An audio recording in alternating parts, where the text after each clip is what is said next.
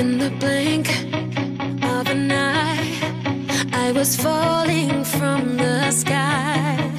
In the blur, you took my breath away, and my heart starts beating, and my lungs start breathing, and the voice in my head starts screaming, I'm alive. You're like a laser light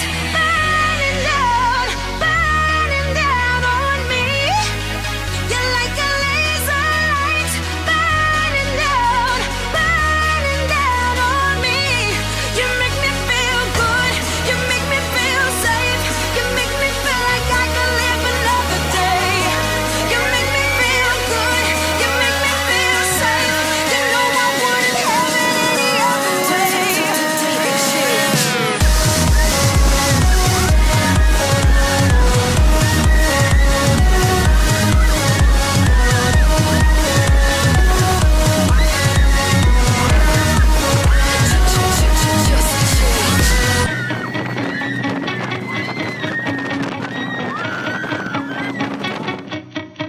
You and me, face to face, and there's so much I could say.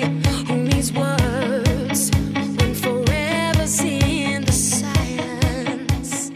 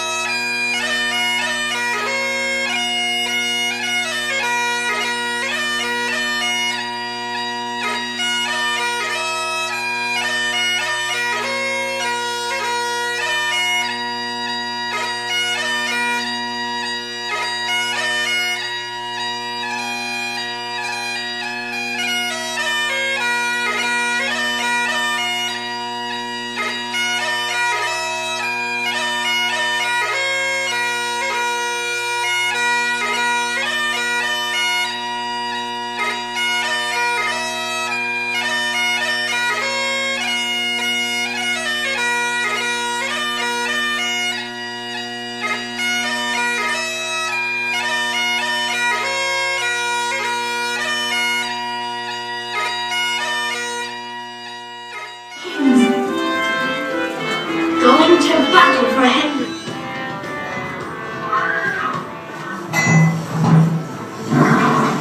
He's 14, same as we were expected to. He will be expected to hit that gap from 100 yards 8 times out of 10. And he will. That's how good we are. And Archer, we are the best example of the poor beating the rich. Because our daily job is to kill people who are wearing this. We're bred to be arrogant killers, and that's what they were. They were arrogant and they were killers. There's a story of, I think it's Edward, when he was a prince, he went out with a couple of his knightly chums. Just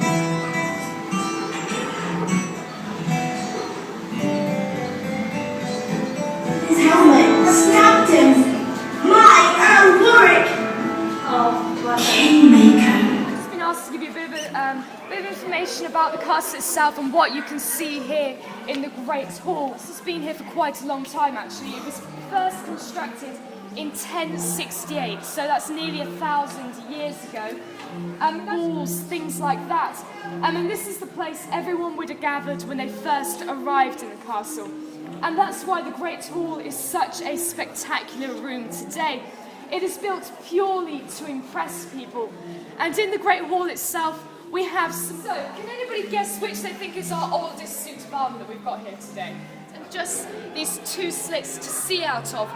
But actually, most of the time, you would never wear your helmet like this. You would wear it like that. It's probably one of England's most famous monarchs, King Henry VIII. And one of the things that he was most famous for was the fact that he had 6 wives, and not of all of them meant particularly. This is Henry's first wife. She's called Catherine of Aragon. She was actually married to Henry VIII for about 20 years, but she only gave birth to 1 daughter. And what Henry really needed was a son, an heir. And he decided it was getting to the point in Catherine's life where she was probably not going to have any more children. And so he asked the Pope to allow him to divorce her so he could marry a younger wife.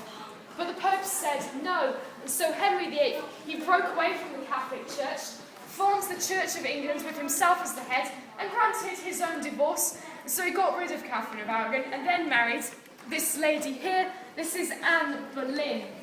Now, of course, Anne Boleyn is very famous for having her head cut off. By that point, Henry had already met the next woman he wanted to be a wife, and that was this lady here, Jane Seymour. And she was probably one of Henry's favourite wives.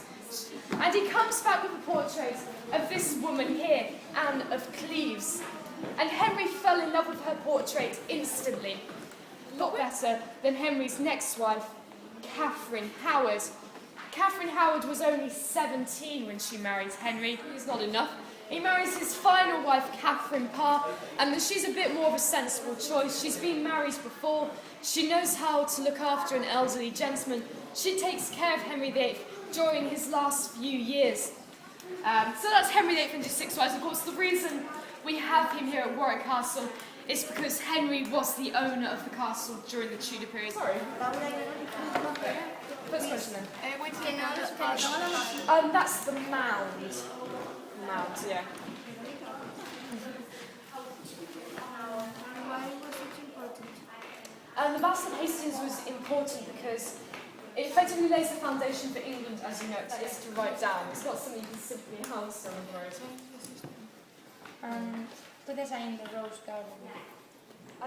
How did he die? He was killed at the Battle of Barnes. What's the meaning? So crenellations are the bits that go up and down. It's got a tremendous amount of height. Here we go.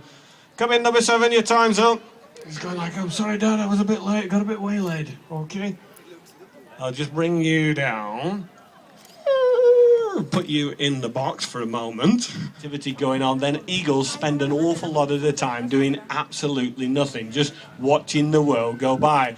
And where Nikita lives, it's incredibly brutal, especially in wintertime. 20, 30, 40 degrees below freezing. That's why she's so very big.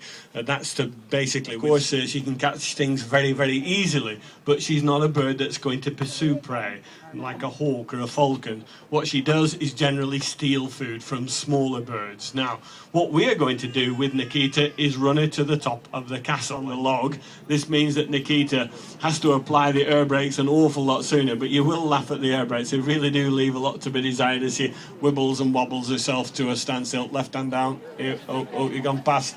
You've gone past. Whoa, getting out of the way. Whoa. Okay, well done, Nikita. So let's give her a really big round of applause. That's about as exciting as it's going to get for a show. I hope you've all... How many kilos? About 8 kilos. Thank you, you're not so bad yourself, you're a bit forward.